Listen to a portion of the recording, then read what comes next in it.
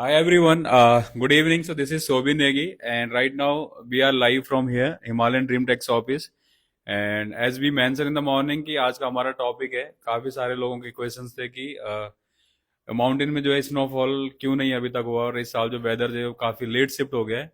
क्या रीजन है कि मतलब बहुत लेट स्नोफॉल हो रहा है। पिछले साल भी हमें देखने को मिला कि क्रिसमस के बाद प्रॉपर स्नोफॉल हुआ था, एंड इस साल तो जैन मिड हो गया और अभी तक हमारे पास माउंटेन्स में प्रॉपर स्नोफॉल नहीं हुआ है। इनमें लद्दाख से लेके आपका उत्तराखंड और पूरे हिमाचल तक कहीं भी आपको जो है प्रॉपर स्नोफॉल जो होना चाहिए था एज पर विंटर अभी तक नहीं हुआ है। तो will discuss on this topic आज। उसी से रिगार्डिंग हम लोग यहाँ पे लाइव थे कि वी थॉट कि will just discuss with our audience कि रीजन क्या है, क्यों ये सारी चीजें हो रही है और क्या प्रॉब्लम है। And I have a Bhuvi Uniyal here from team Himalayan Dream Treks कि क्या रीजन है कि जो ये सारी चीजें यहाँ पे हो रही है। तो भूवी जी, आप बताना चाहोगे कि जो वेदर इतना शिफ्ट इस साल, स्पेशली अगर हम बात करें 2024 की, तो जो वेदर इतना लेट हुआ है तो उसका रीजन क्या है कि मतलब अभी तक स्नोफॉल प्रॉपर हुआ नहीं माउंटेन्स में। इसका जो मेन रीज़न है वो तो यही है कि क्लाइमेट चेंज है। बट उसके पीछे जो बाकी रीजंस हैं उसमें आपका वेस्टर्न डिस्टरबेंस है जो जी मेन है ना। जी। एंड विंटर्स में जो हमारे नॉर्थर्न हिमालयाज है, राइट। तो उसमें जो स्नोफॉल है वो उस फिनोमिना से होता है जो हमारा ये आपका वेस्टर्न डिस्टरबेंसेस हो गई है ना। राइट। एंड ये कहाँ से ओरिजिनेट होते हैं? ये आपका जो मेडिटेरियन का एरिया है वहाँ पर आपका ब्लैक सी हो गया, कैस्पियन सी हो गया एंड मेडिटेरियन सी हो गया। तो वहाँ पर जब आपका हाई प्रेशर फॉर्म होता है राइट। और इंडियन सब कॉन्टिनेंट में हमारा लो प्रेशर फॉर्म होता है, तो वहाँ से विंड जो है यहाँ की तरफ फ्लो होती है ना। और उसी के साथ जो हमारे हाई प्रेसिपिटेशन के जो विंड्स हैं वो इस साइड को फ्लो होती है। एंड उसी रीजन से जब वो इस साइड आती हैं तो वो पूरा जो हमारा इराक हो गया, सीरिया हो गया है ना, एंड इवन पाकिस्तान हो गया, और all the way from there then बीच में हिमालय आता है जो एज अ बैरियर एक्ट करता है, और जिसकी वजह से हमारे यहाँ पर स्नोफॉल होती है। मेनली जम्मू कश्मीर एंड हमारा हिमाचल, उत्तराखंड एंड इवन सुदूर पश्चिम जो नेपाल हो गया, and some time to north India, north eastern India also. Right. Okay, so ये रीज़न है कि इस साल जो स्नो डेट हुई, क्योंकि अभी तक हमको उस मतलब स्ट्रॉन्ग वेस्टर्न डिस्टर्बेंसेस नहीं हुई है ना।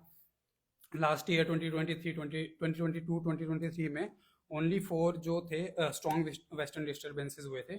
और लास्ट ईयर को भी अगर आप कंपेयर करो तो उसमें भी आप डाटा के हिसाब से देख सकते हो कि पिछले साल भी जो स्नोफॉल था वो उतना स्ट्रॉन्ग नहीं था, है राइट। ना। जनवरी एंड में एंड इवन मई में, अप्रैल में भी स्नोफॉल हुआ था केदारनाथ में और बाकी जगहों में, जिससे कि और भी नुकसान होते हैं जो हम बाद में डिस्कस करने वाले हैं ना।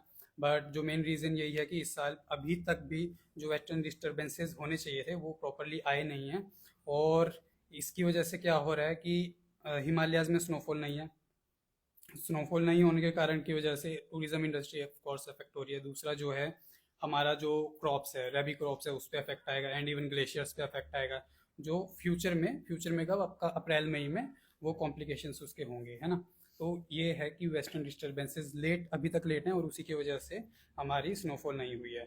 अब इसमें थोड़ी सी खुशी की बात यह है कि कल परसों जो एक हल्की सी वेस्टर्न डिस्टर्बेंस हुई थी जिसकी वजह से स्नोफॉल हुआ था आपका लेह लद्दाख एंड हमारा यहाँ उत्तराखंड में भी, दयारा बुग्याल, आपका चोपता तुंगनाथ एंड कौरी पास। बट वो स्नोफॉल उस हिसाब से नहीं हुई जितनी होनी चाहिए थी।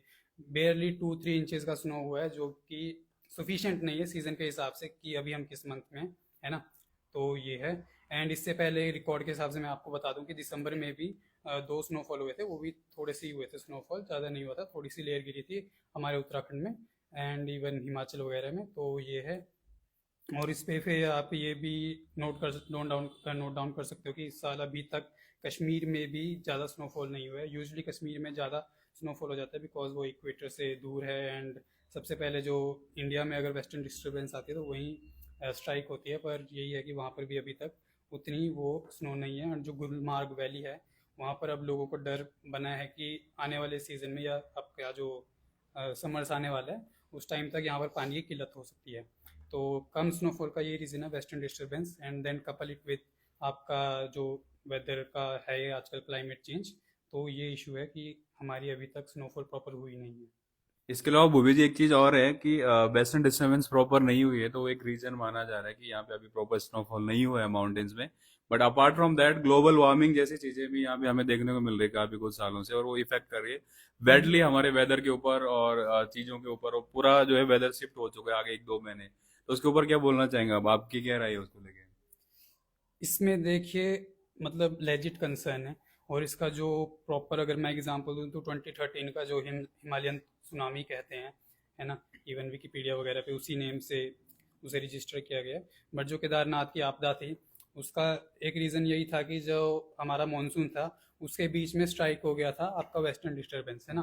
तो मानसून तो हो ही रहा था एंड सामने से फिर वेस्ट से भी आपका करंट आ गया वेस्टर्न डिस्टर्बेंस का, और उसकी वजह से इतनी बारिश हुई, इतनी प्रेसिपिटेशन एंड बारिश हुई कि पूरा flood and glacier burst burst सब कुछ हो गया था, है ना।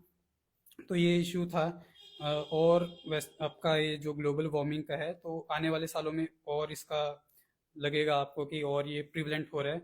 बिकॉज लास्ट कुछ सालों से अगर आप प्रॉपरली देखें, है ना, तो एक पैटर्न सा शुरू हो गया कि जैसे ही सर्दी आएंगी तो एकदम से अगर स्नो नहीं हो रही है फिर गिर जाएगी तो बहुत गिर जाएगी, बारिश नहीं हो रही है गिर रही है तो इतनी गिर रही है कि फ्लड्स आ रही है ना।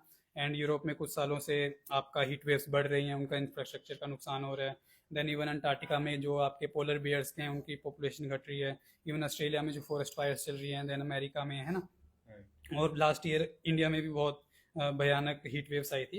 एंड इस साल अब जो एल नीनो एंड ला लीना का जो इशू चल ही रहा है एक, है ना, फिनोमेना चल रहा है, उसकी वजह से इस साल भी कह रहे हैं कि थोड़ा सा और आपका हीट वेव में चेंज आएगा, मतलब और इस साल और ज़्यादा हीट वेव हो सकती है। एंड उसका फिर आपका उसका जो कॉम्प्लिकेशन होगा वो देख सकते हो आप रेनफॉल पे। एंड देन इवन जब आपकी इस साल की दोबारा सर्दी आएंगी दिसंबर में तो उसका उधर भी होगा। तो ग्लोबल वार्मिंग तो एक बहुत बड़ा इसमें है ही है ना। अब इसको अगर आप western disturbance then global warming, तो इससे क्या होगा कि अगर अभी ग्लोबल वार्मिंग या वेस्टर्न डिस्टर्बेंस ना आने के कारण बारिश नहीं होगी तो ग्लेशियर जो हैं वो रिप्लेनिश नहीं होंगे, है ना।